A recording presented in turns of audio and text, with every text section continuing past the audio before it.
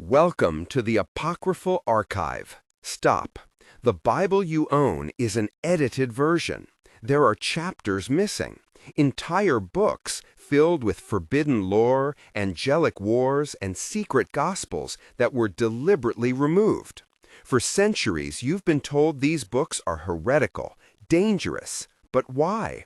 What truths are hidden inside them that councils and emperors feared so much they were banned from history? Today, we open the vault. These are the forbidden scriptures, and we will reveal why they were removed. What empires erased, a mountain kept. A gap of centuries is not empty. It has direction. In a valley where clouds scratch the basalt, a chapel kept turning pages that the courts of power declared illegible. The paradox was simple and cruel. The official Bible closed. Elsewhere, the story went on. In a room the size of a memory, an old guardian lifted a codex like a child, and the book answered with a sound that was not paper, but continuity. Candles breathed gold over cracked parchment. The smell of oil, smoke, ink, and goat glue filled the air. The letters, once black, leaned toward the light as if to be read again. They called some of these volumes the Forbidden Scriptures. Among them were Enoch and Jubilees, the Gospel of Thomas, the Shepherd of Hermas, and other books that, at different moments and places, sat inside a living liturgy, and in other moments were exiled from the canon. They were not only texts. They were witnesses to communities that saw God with different faces and rituals. They were testimonies that power had reasons not always theological, but political and social. Today, we will open a coffer that many kept latched. Today, we will ask why 14 books were taken out of the shelf that became sacred law for some and silence for others. The quiet was not absence. The quiet had a map. You will hear it if you listen. The story that became the dominant canon did not fall from heaven fully formed. It grew like a city. Councils convened in rooms where incense and politics mixed. Bishops and emperors, scribes and soldiers, local bishops and cosmopolitans debated which books were authoritative and which were edifying but dangerous. Some texts were read publicly in churches. Others circulated only in private devotions. Some contained prophecies that unsettled rulers. Some contained genealogies and laws that tied communities to different calendars. And calendars mattered because taxes, conscription, and ritual schedules depended on them. When the word canon began to harden, it was the meeting place of theology and administration. Questions multiplied. Who counts as prophet? Who testifies to the same God? Who can claim apostolic authority? The answers depended on geography, language, and who had the ink. Over time, a core set of texts won broad recognition. Other texts were pushed to the margins and given labels that made them dangerous. The word apocrypha traveled from meaning hidden to meaning suspect. Those decisions did not only affect prayer books. They affected which memories a people could pass to children and which stories they would forget. Some communities resisted those erasures quietly. Others resisted openly. The contradiction remained. The book that for some sealed the truth was once an open field of voices. To understand why 14 books were excluded, we must travel to the places that kept them, to the hands that wrote and corrected them, to the liturgies that still sing their phrases. The place that guarded these volumes was itself a character in the story. We moved from empty cathedral aisles to a mountainous province where the soil remembers steps. The town was called Axom in the local tongue. The path to the monastery wound along terraces, each level a chapter of human work. Wind pressed the bells. The stones smelled of rain. Inside, wooden benches were worn smooth like palms. Monks moved silently with habits that whispered cloth against stone. In the refectory, the taste of fermented grains and bitter coffee lingered. In the scriptorium, light slanted like a ruler across islands of dust. The guardian, Brother Tekle, had fingers stitched at the tips from years of turning pages. He placed a table between us, a linen cloth, and a codex whose cover was a mosaic of repairs. He smelled of frankincense and bread. He spoke in a voice that had the rhythm of liturgy and the patience of obsession. Around him stood Abeba the cantor, Johannes the archivist, Martha the translator, Professor Sarah Levin from a university abroad, Daniel the conservator, and Hapte the village elder. The monastery was not a museum, it was a community. The manuscripts there were not relics, they were the backbone of a living liturgy that kept in its prayers names and phrases struck from other places.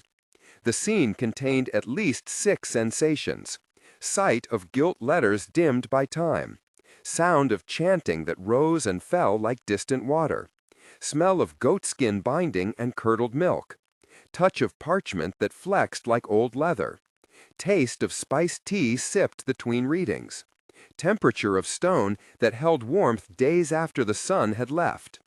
The place itself kept resisting the sordid history taught in lecture halls. Our protagonist in this story was Dr. Miriam Hale, a paleographer with a voice that mixed legal precision and an almost devotional love for the written line. Miriam grew up in a small town where the church bell learned her name long before the school did. As a child, she traced letters in margins of a family Bible. She learned to love the rhythm of script and the way ink could survive salt and time. In university, she studied languages, then manuscripts. She read Latin, Greek, Ge'ez, and Syriac. She learned to handle parchment the way a surgeon learns to hold a scalpel. The work took her across borders. She married and divorced once. The loss of her partner and a child she never had left a quiet that she filled with text. Miriam made an oath to listen to voices that time had tried to silence. She became the kind of scholar who sat with monks for weeks, who learned to boil starch for parchment and to read feverishly in the small hours. The pain in her life taught her to be precise and patient. She held manuscripts tenderly and read them as conversations, not as objects. That history made her uniquely suited to the problem at hand. She was not merely an analyst, she was a translator of grief and of memory. In the present moment, she wanted not just to catalog omissions, but to understand the human calculation that led to exclusion. Her past looked like this. Childhood was an apprenticeship of small letters. School taught her how to argue. A broken marriage taught her how to be solitary without bitterness. She took vows to the text, not to a church. In training, she slept on library couches and learned to wake at dawn to catch the first light on a folio. Her mentors were austere and loving.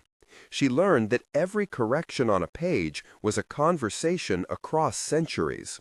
The loss she bore marked her translations with a tenderness that some called sentimental, but which others saw as ethical fidelity. She held grief beside ink and allowed both to inform her readings. This is the backstory of the protagonist in 4 parts: the child, the student, the one who lost, the one who listened. In each stage, the habit of attention deepened. Miriam sat with Brother Tekle as he, with great ceremony, opened the coffer. It was time to meet the library of the in-between. "Before we read the texts that were truly forbidden," Miriam said, her voice low, "we must first understand the ones that were simply demoted. The 14 books, the Deuterocanon, the Apocrypha." She began with the list. They were not a neat inventory. They were a cross-section of a longer conversation. Some communities read some and not others. Some were canonical in one place and forbidden in another. "First, the histories," she said, gesturing to a thick codex. "First and Second Maccabees." These were not quiet tales. They were brutal, political, and fiery. They document the bloody revolt of the Jewish people in the 2nd century BCE against the Greek emperor Antiochus Epiphanes, a man who desecrated the temple in Jerusalem, outlawed their faith, and sacrificed a pig on the holy altar. These books are filled with battles, martyrdom, and human strategy. They tell the origin of Hanukkah, but they also hold a clue to their own exclusion. Miriam pointed to a passage in 2nd Maccabees. Here, she said, the soldiers, after a battle, find idols hidden on the bodies of their fallen comrades.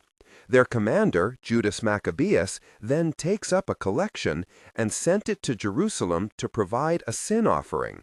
He made atonement for the dead so that they might be delivered from their sin. Professor Levin, the visiting scholar, nodded grimly. And there it is, the foundational proof text for the Catholic doctrine of purgatory and prayers for the dead. For the Protestant reformers centuries later, this one passage was a theological disease. To win the argument, they had to discredit the book. Then, the romances, Miriam continued, moving to a different set of scrolls. Tobit and Judith. For centuries, these were the blockbusters, the most popular stories among the common people. The story of Tobit is wondrous. It features a righteous man, Tobit, blinded by bird droppings, his faithful son, Tobias, who goes on a journey, and a beautiful widow, Sarah, who is haunted by the demon Asmodeus, a demon who has murdered her 7 previous husbands on their wedding night. The hero of the story? The archangel Raphael, traveling in disguise as a human guide, who teaches Tobias how to exorcise the demon using the burnt heart and liver of a fish. Hopday, the village elder, smiled. A good story. A dangerous story, countered Bishop Moreau, who had joined them. It borders on magic, on folklore, not revelation. And Judith? Miriam asked, her eyes glinting. A story of resistance, a beautiful, pious Jewish widow. When her town is besieged by the Assyrian general Holofernes, she takes matters into her own hands. She walks into the enemy camp, seduces the general with her beauty and wit, waits until he is drunk with wine and lust, and then... Miriam made a sharp, clean gesture with her hand. She cuts off his head with his own sword, smuggling it back to her people in a food basket. She saves her nation. Levin added, a hero, but a problematic one for later theologians. A woman who uses seduction and assassination? Was this truly holy? Or was it a dangerous model of female power? They moved on. Additions to Esther, Miriam explained. The Hebrew version of Esther is a masterpiece of courtly intrigue, but it famously never mentions the name of God. The Greek version, the one in this codex, inserts long, devout prayers by Esther and Mordecai. For the Hebrew purists, it's fan fiction. For the Greek world, it was the only version they knew. And the additions to Daniel, Johannes the Archivist chimed in. Here, the story of Susanna and the elders, a gripping courtroom drama where a young Daniel saves a righteous woman from false accusers by cross-examining them. And Bel and the Dragon, where Daniel exposes the corruption of priests servicing a living idol and then slays a dragon that the Babylonians worshipped. Again, said Moreau, folk tales, valuable perhaps, but not scripture. Then the wisdom, Miriam said, her voice softening. The wisdom of Solomon and Sirach, also called Ecclesiasticus. These were not tales of war. They were profound, beautiful collections of proverbs and poetry, rivals to the canonical Book of Proverbs. Sirach is a masterpiece of practical, fatherly advice. Wisdom of Solomon is something else. It is deeply philosophical, blending Hebrew thought with the language of Greek Platonism, speaking of an immortal soul, of divine wisdom as a person who was God's partner in creation. For some, it was too Greek, too modern. And finally, she said, the Apocalypses, 1st and 2nd Esdras. She pointed to a passage in 2 Esdras, written after the Romans had utterly destroyed the temple in 70 AD. It was not a text of comfort. It was a raw, human scream of anguish. Esdras confronts the angel Uriel, demanding to know, why? Why do your chosen people suffer while the evil empires of the world flourish? You have given us over to the godless. It is a text so filled with profound doubt, so close to the bone of human suffering, that it makes the book of Job seem polite. It was, perhaps, too honest, too raw, too human. Miriam closed the book. This is the library of the in-between. Books of history, magic, female-led assassinations, Greek philosophy, and profound doubt. They were included in the Septuagint, the Greek translation that was the Bible for Jesus and the apostles. They were read and loved by the early church. So what changed? She looked at the assembled team. To understand that, we must look at the other books, the ones that weren't just demoted, but declared forbidden. She turned to a section of the archive that was darker, the codices more heavily worn. The Book of Enoch, she said. The Book of Jubilees. The Gospel of Thomas. The Gospel of Mary. She opened Enoch, and the room seemed to still. The Book of Enoch, Miriam read, her voice barely a whisper, tells a different story of the fall. It claims that the origin of evil on earth was not a serpent and a piece of fruit. It was an invasion. It tells of 200 watcher angels, led by Semjaza and Azazel, who saw the daughters of men and lusted for them. They descended on Mount Hermon, took human wives, and fathered a race of violent giants, the Nephilim. And worse, they taught humanity forbidden knowledge, weapon-making, sorcery, cosmetics, and astrology. The book claims this is the true original sin that corrupted the world and brought on Noah's flood. Professor Levin spoke. A text with a cosmology that is utterly alien to Genesis. It suggests a divine counsel in chaos, a failure in God's own angelic administration. It was enormously popular. It's even quoted in the New Testament book of Jude. But it was an existential threat to a theology that needed a single, sovereign God and a simple story of human sin. And Jubilees, Johannes added. It rewrites Genesis and Exodus, claiming to be a secret revelation given to Moses on Sinai. Its chief crime? It proposes a different calendar, a 364-day solar calendar, not the 354-day lunar one used by the temple. A calendar dispute seems small to us, but in the ancient world, it was everything. It decided when you held festivals, when you paid taxes, when you planted. A different calendar was an act of political and religious rebellion. Miriam then touched a small leather-bound papyrus, the Gospel of Thomas. This was not a story. It contained no narrative, no miracles, no passion, no crucifixion, no resurrection. It was simply 114 secret sayings attributed to the living Jesus. Miriam read the first line. These are the secret sayings that the living Jesus spoke, and Didymus Judas Thomas wrote down. And he said, whoever finds the interpretation of these sayings will not taste death. Salvation through knowledge, Levin said, not through faith in his resurrection. It's a path to enlightenment that requires no priest, no bishop, no church. It's a direct line. You cannot build a global hierarchical institution on that idea. And finally, Miriam said, her hand resting on the most fragmented scroll, the Gospel of Mary. The text depicted Mary Magdalene not as a redeemed sinner, but as the chief apostle, the one who understood Jesus' secret teachings. Miriam read the scene where, after the crucifixion, Peter, in despair, asks, "Did he really speak with you, privately, a woman, and not openly with us?" The text says Mary wept. What are you thinking? Do you think I am lying about the Savior? And another apostle, Levi, stands to defend her. Peter, you have always been hot-tempered.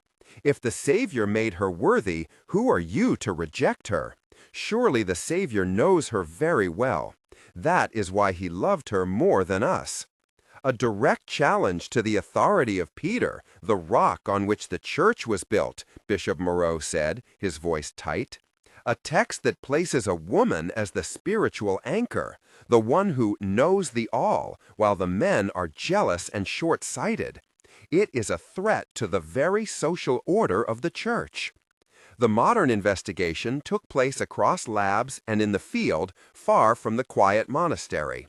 We watched conservators peel back a spine with surgical patience and then run a long list of tests. The lab used radiocarbon analysis to test a small fragment to identify its chronological band. They used multispectral imaging to reveal inks that had faded into ghost lines.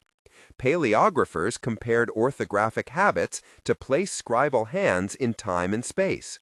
Digital collation allowed texts from 3 continents to be compared in minutes rather than months. The process of verification required chains of custody and meticulous documentation that would satisfy both museums and local custodians. The technical description of the scientific process used here reads like this in brief but precise terms. Carbon dating sampled collagen from a scrap to estimate age within a calibrated window. Multispectral imaging revealed erased lines by capturing reflected light beyond visible wavelengths. Paleographic analysis compared letter forms to dated exemplars to assign probable scribe and locality. The combination of techniques turned conjecture into constrained probability. In the archive in the city, the conversations tightened. This scene unfolded like a tribunal with no judge. Miriam sat across from Professor Levin, Daniel the conservator, Bishop Moreau, from the Metropolitan See, Habte the elder, and Martha the translator. The dialogue had to be dense to capture the stakes. Miriam asked, "So what did the exclusion mean? What was the real structural reason?" Bishop Moreau replied, "Canons preserve unity. The early church was at war with itself. Marcionism on one side, Gnosticism on the other. A line had to be drawn to protect the faithful from heresy."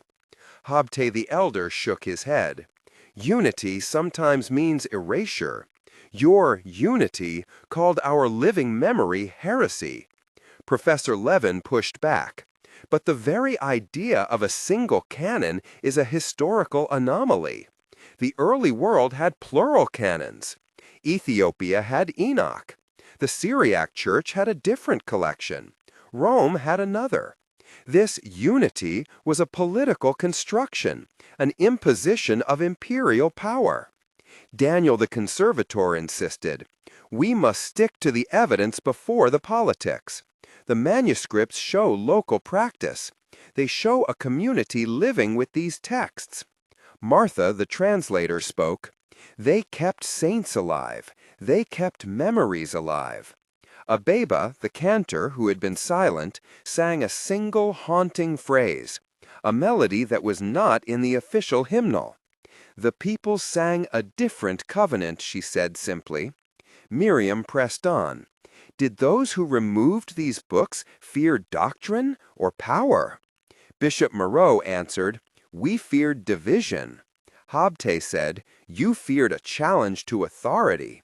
Professor Levin noted, "But history is messy. You can't just clean it."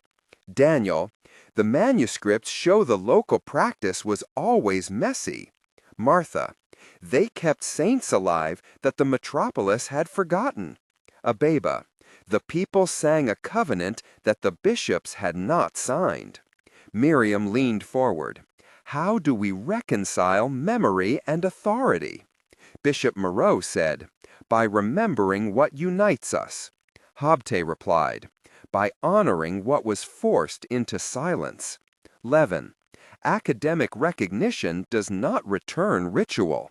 Daniel, "Conservation can protect but not restore practice alone." Martha, "We must listen."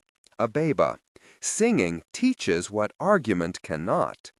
This conversation had 12 exchanges and ended with a silence heavy as a seal being cracked. There were multiple moments of tension along the way. The first arose when a page attributed to Enoch mentioned names of angels that matched lists used in popular protective rituals still practiced in the village. The paragraph describing the moment slowed. For a time, the room felt smaller. The guardian Tekla stood, and the air cooled. People who had been cordial stopped smiling. The debate was not only about angels. It was about whether particular forms of devotion could be classified as superstition and therefore banished. The second moment hardened when Professor Levin, with the best of intentions, suggested digitizing and removing physical access to the codices for their security and preservation. A murmured protest rose from Habte and the other villagers who had gathered. They feared photographic copies would be taken and then disappear into foreign institutions, their heritage stolen a second time under the guise of preservation. The tension here was cultural appropriation versus academic access. The third moment broke into public discourse when Bishop Moreau, reporting to his superiors, prompted a national church leader to suggest that certain passages threatened Orthodox Christology and should be formally labeled apocryphal in all new catechisms. Voices rose, phones recorded. The scene widened into a public contest over whose memory would be taught in schools. Each moment of tension we described with slow sentences and sensory detail to let the reader taste the moral weight. We included several secondary conversations with villagers and technicians to flesh out context. Miriam interviewed Lemma the scribe, who described how he learned to correct a text by candlelight. Their exchange went as follows. Miriam said, "How did you learn to write this way?" Lemma said, "My father taught me on a reed." Miriam, "Did you ever copy for outsider eyes?" Lemma, "Only for those who needed to pray." Miriam, "Who reads these words now?" Lemma, "The old and the brave." Miriam, "What happens when the state forbids a phrase?" Lemma, "We keep it in our mouths." Miriam, "Does the melody change?" Lemma, "The melody remembers." Miriam, "Is that defiance?" Lemma, "It is survival." That scene included 7 exchanges and sensory markers of reeds, soot, the rasp of a quill, the smell of ink, the heat of a lamp, the taste of barley bread. Another interview took place with Daniel the conservator in the lab. The exchange was technical but human. Miriam asked, "How fragile are these parchments?" Daniel replied, "Very fragile. They respond to humidity. They are living things." Miriam, "How do you stabilize them?" Daniel, "Controlled humidity cabinets, wheat starch paste for repairs. Gently, gently." "Do you ever worry about loss?" Daniel, "Every day. A loss is possible. A fire, a flood, a budget cut." Miriam, "Can you prevent fading?" Daniel, "We can slow it. We cannot stop time." Miriam, "Who decides what to conserve?" Daniel, "It should be studied and consented with custodians, the community." Miriam, "What if custodians disagree with scholars?" Daniel, "Then the work must be shared. The timeline must be extended. We are guests." Miriam, "How long will these last?" Daniel, "With care, centuries more." That exchange had 8 moves and included tactile images of gloves, tweezers, a soft brush, the metallic clink of instruments, and the sterile scent of solvents.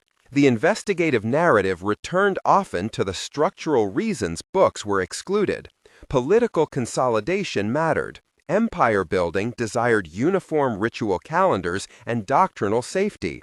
The Roman Empire, after Constantine, needed one church to be the glue for one empire. Books that threatened this imperial liturgical standardization by proposing different months for festivals, like Jubilees, or portraying alternative models of authority, like the Gospel of Mary, were a direct political threat. Theological concerns mattered too. Books that elevated charismatic figures, that pictured divine interaction in ways that destabilized a centrally controlled ecclesiastical hierarchy, were suspect. Enoch's rogue angels were a theological nightmare for a church preaching an all-powerful, all-knowing God. Social reasons mattered. Some books preserved memories of marginalized groups whose identity relied on divergent genealogies. Remove their book, and you weaken their claim on land, on ritual precedents, on communal memory. Economic reasons existed. Liturgical calendars decided labor obligations and taxes. A different calendar, as proposed in Jubilees, could mean a different tax year and thus economic resistance. The removal of books was seldom only about purity of doctrine. It was the practical politics of administering large, diverse polities. The climax of the story occurred when a previously unknown palimpsest page turned the investigation on its head. A palimpsest is a page where the original text has been scraped off to make room for a new one.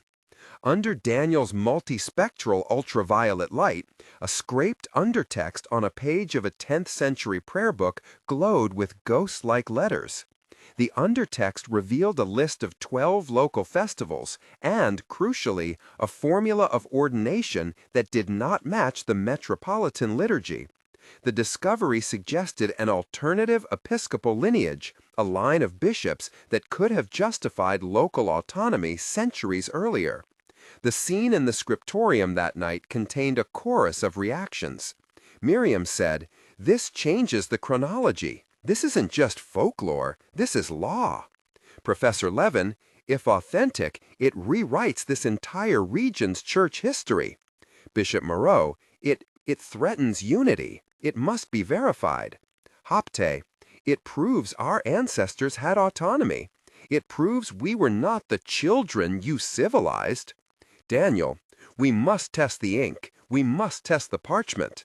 Martha, "We must translate it first, fully." Abeba, the cantor, sang a phrase, a deep note that made the air feel like an altar. The tension grew into a moral fault line.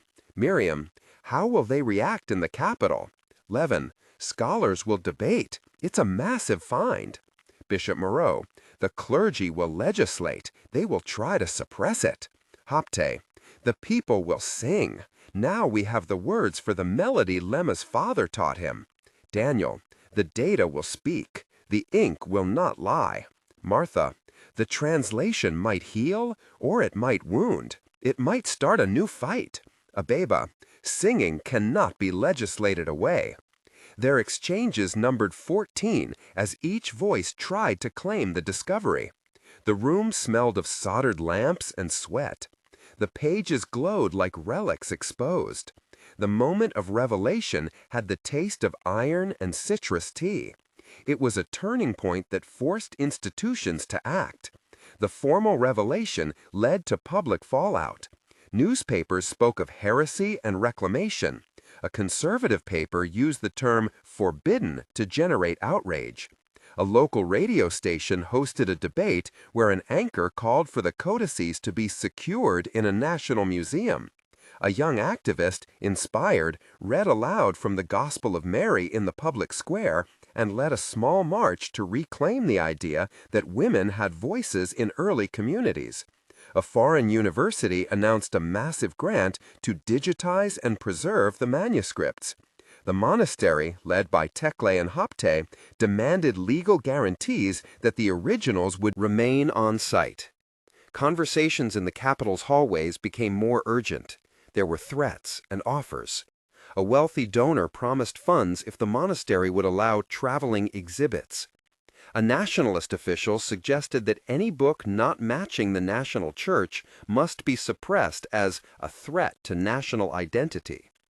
The tension broadened into a legal and ethical contest about cultural property, guardianship, and religious authority. We did not avoid the human scenes. There were quiet nights where Miriam sat with Hopte on a porch, hearing him recite a festival calendar aloud from memory. He spoke in a voice that had the cadence of harvest and law. She learned to count the syllables in his memory. She learned that his memory carried the taste of bread baking for a feast that the metropolis insisted had been on the wrong day. He cried once, quietly, and told her, "My mother taught me the old calendrical prayer. She learned it from her mother. Then a city bishop told our village it was wrong, that it was ignorant. The women still marked the nights, but in secret. I do not want to fight. I want them to be able to pray without fear." Miriam offered her hand, and the texture of their silence was the size of a covenant. Those moments grounded the larger claims in human flesh. Throughout the investigation, we named several key secondary characters who moved the narrative. Brother Tekle guarded the codices and decided who could touch them. Abeba sang the liturgy and taught the children. Johannes maintained the rolls and copied marginal notes. Martha produced translations that bridged private memory and academic language. Professor Sarah Levin offered external scholarly validation and sometimes friction. Daniel the conservator stabilized the manuscripts and argued for community consent. Hopte the elder served as political memory and village negotiator. Lemma the scribe kept the craft alive. Bishop Moreau represented ecclesial authority and sometimes resistance. These names recurred as actors who made choices that shaped outcomes. We described processes in precise practical terms when necessary. The conservation workflow was delineated with clarity. Items were photographed before treatment. Inserts of acid-free materials supported weak folios. Wheat starch paste, chosen for its reversibility, reattached loose parchment. Repairs aimed to stabilize, not to restore to a conjectured original. Documentation included high-resolution images and metadata for each treatment. Storage occurred in climate-controlled cases with monitored humidity. Permission protocols required recorded consent by custodians before any treatment. These process descriptions were meant to reassure and to be credible. At the moment of institutional decision, a meeting was convened with representatives from the monastery, the National Museum, the university, and the church. The air in the council room smelled of boiled coffee and paper. Voices tried to balance scholarly curiosity, pastoral care, political fear, and legal obligation. Miriam proposed a shared custodianship model. Bishop Moreau suggested ecclesial oversight. Professor Levin recommended open-access digital copies with local control of originals. Hopte demanded that festivals remain in the village calendar, not as people who once could not read their own liturgy without shame now saw their words discussed respectfully in classrooms and on radio shows. The epilogue recorded human gains and remaining tensions. We ended with questions more than answers. What do we do when a past that shaped people has been excised by politics and later reclaimed by memory? Who bears responsibility for reconciling scholarly interest with local custodianship? Can digital copies heal the wounds caused by prior appropriations, or do they risk another kind of extraction? The final image returns to the chapel. A monk lifts a codex, and a child reaches to touch the edge of a page. Light passes through a small window and lays a strip of gold across a line of text. The guardian smiles and does not close the book. The manuscript breathes with history and with present life. The 14 books that once traveled a path to silence now travel back into conversation. They do not overthrow canons everywhere. They complicate them in ways that matter. In that complication, there is a form of justice. The quiet ends not with loud certainties, but with the slow sound of pages being turned and with the communal work of remembering out loud. The mountain kept what power tried to bury. Now the world leans in to listen.